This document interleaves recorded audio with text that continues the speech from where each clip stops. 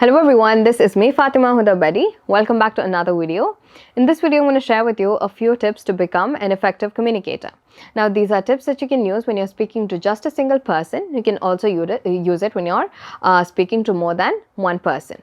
Now, the first tip is to ask questions. It's always a good habit to ask questions when you're having a conversation with someone, just to make sure that they're understanding whatever you're saying. So you can ask questions like, did you get what I'm saying? Or did you understand what I just explained right now? So asking these questions, make sure that they're understanding whatever you're saying. It'll also make it more engaging for them. So that is tip number one.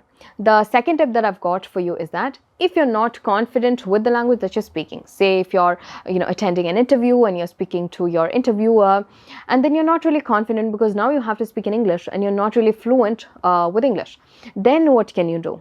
Then try to focus on making sure that you're saying everything you have in your mind clearly. The clarity should be your focus, and you should not be focusing more on being fluent and being quick while saying things. So don't pace up, rather pace down. Slowly frame your sentences.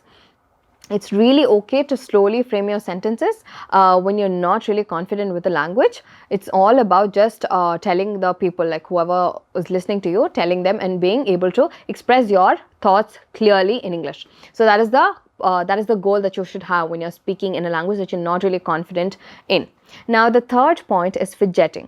Now, this is a habit that is a very bad habit. Even it's not just about having a conversation with just one person. Even if you're having a conversation with more than one person, even if you're on stage, please try to stop fidgeting. Fidgeting is an action that you do, like a movement that you do with your hands and legs and all that.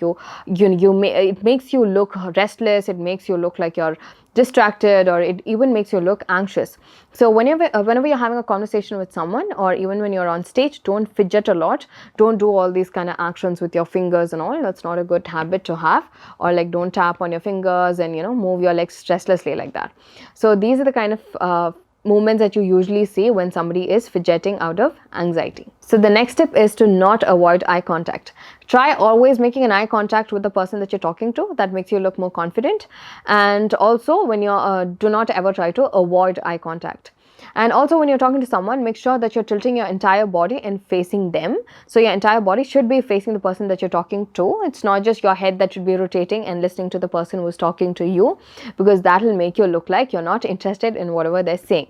And again, listening is a huge important part of being a good communicator. You have to listen to what the other person has got to say in order to become a good communicator. So whenever you're having a conversation, make sure that you're patiently listening to what the other person has got to say as well. Now, I hope these tips helped you out. In case if you want to know more about the course that we provide at English House, you can go ahead and click on the link below. Thank you so much for watching. English House. English at your fingertips.